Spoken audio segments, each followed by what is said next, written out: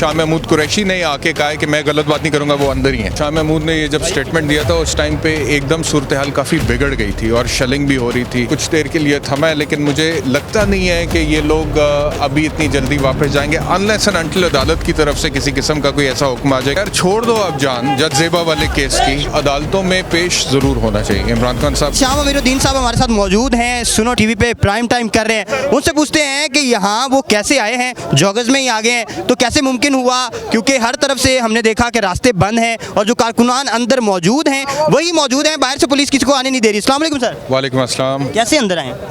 मैं पैदल ही आया हूँ क्योंकि वो गाड़ी जो थी, वो पहला बैरियर जो था ट्रक्स लगे हुए थे वहाँ पे उन्होंने रोक ली, तो मैंने उन्हें कहा कि यार जाने दो, मैं मीडिया से हूँ। तो वो अच्छे थे ट्रैफिक पुलिस वाले, उन्होंने मुझे साइड से रास्ता दे दिया है। आगे आए, ये जो धर्मपुरा है इसके आगे जो ट्रक्स लगे हुए थे वहाँ पे कोई जगह नहीं थी, तो वहाँ पे फिर गाड़ी साइड पे पार्क करके मैं पैदल आ गया। अच्छा ये बताएं, खबरें ये चल रही हैं कि शाह महमूद कुरैशी साहब कह रहे हैं कि इमरान खान साहब रज़ाकाराना तौर पर गिरफ्तारी दे सकते हैं। इस सूरत हाल में क्या बेहतर डिसीजन होगा इमरान खान साहब की तरफ? देखिए, ये फैसला तो इमरान खान खुद करेंगे, लेकिन शाह महमूद ने ये जब स्टेटमेंट दिया था उस टाइम पे एकदम सूरत हाल काफ़ी बिगड़ गई थी और शेलिंग भी हो रही थी और पुलिस बहुत बड़ी तादाद में यहाँ पर आकर गिरफ्तार करने की कोशिश कर रही थी, कारकुनान उसको रेजिस्ट कर रहे थे। उस वक्त मुझे भी ये लग रहा था कि खुदा ना खास्ता साने मॉडल टाउन जैसा कोई वाक़या ना हो जाए।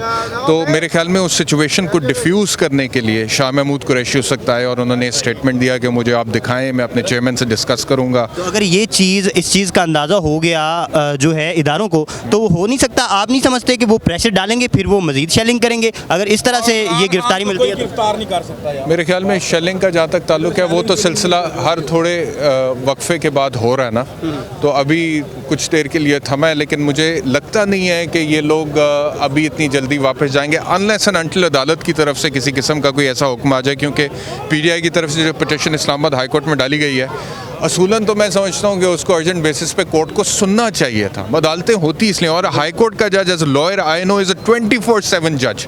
वो घर बैठ के भी केस सुन सकते हैं, वो किसी पब्लिक प्लेस पे भी केस सुन सकते हैं, लेकिन उन्होंने कहा कि ये कल सुबह फिक्स करें और कल सुबह फिर मैं इसको सुनूंगा। कुछ ये बता दें कि इमरान खान साहब, आप लॉयर भी हैं, बैरिस्टर भी, तो हम ये बताएं कि इमरान खान साहब ने कल जो रैली निकाली उससे इनके खिलाफ जो केस है वो वीक नहीं हुआ, इनके खिलाफ मजबूत हुआ, यानी इनका केस वीक नहीं हुआ आप समझते हैं? क्योंकि अगर ये रैली ना निकालते और कल अदालत में पेशी दे देते, क्योंकि स्पेस तो चाहिए थी हुकूमत को और इदारों को इनको गिरफ्तार करने के लिए, इन्होंने खुद स्पेस दी है। मैं आपसे अर्ज़ करूं कि इमरान खान मुझे मेंटली इस बात पे कन्विंस्ड लगते हैं कि क्योंकि उनके ख़िलाफ़ जो केसेस हैं वो बोगस हैं, उसमें दहशतगर्दी है, उसमें बगावत डाल दी है, उसमें 302 का मुकदमा इन्हीं का कारकुन जाबाक हुआ, इन्हीं के ऊपर डाल दिया, ठीक है, बहुत सारे केसेस।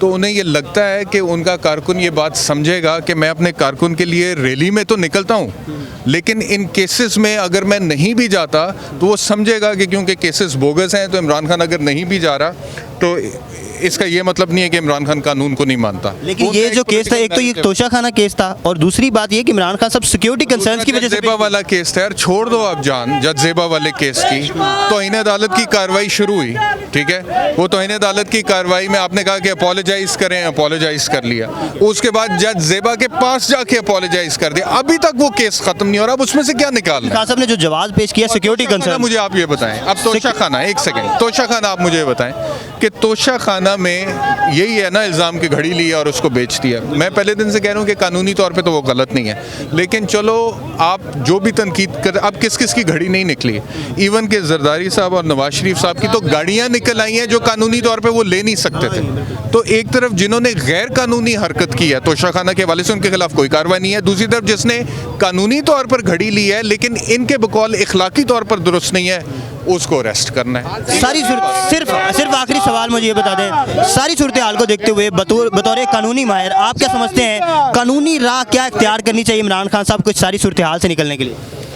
मैं समझता हूँ कि उनकी लीगल टीम जो है उसको फाल होना चाहिए, रहना चाहिए और अदालतों में पेश ज़रूर होना चाहिए। इमरान खान साहब को अदालतों में, साहब तो आज कह रहे थे कि इमरान खान साहब अंदर मौजूद ही नहीं है। ये मैं नहीं जानता, मैं तो अंदर ज़मान पार्क में नहीं गया उनसे मिलने के लिए, लेकिन वो अंदर ही मौजूद है। अंदर से बयान उनका एक बयान भी रिकॉर्ड हुआ है, और फिर शाह महमूद कुरैशी ने आके कहा है कि मैं गलत बात नहीं करूंगा, वो अंदर ही हैं। और मुझे नहीं लगता इमरान खान इस तरह से घबरा जाएंगे और कहेंगे जी मैं मौजूद ही नहीं हूँ यहाँ पे। वो इमरान खान इस तरह का बंदा है नहीं। ये तो नाज़रीन आपने शाह महमूद साहब की राय जानी, वो क्या समझते हैं बतौर कानूनी माहिर, बतौर एक एंकर और बतौर वकील, वो क्या समझते हैं कि सारी सूरत हाल से इमरान खान साहब को कैसे टैकल करना चाहिए? क्या इमरान खान साहब इस सारी सूरत हाल से निकल आएंगे? क्या कारकुनान इमरान खान साहब को गिरफ्तारी से महफूज कर पाएंगे? इनकी राय आपने जानी, आप क्या समझते हैं? हमें कॉमेंट सेक्शन में जरूर बताइएगा। अल्लाह हाफ़िज़।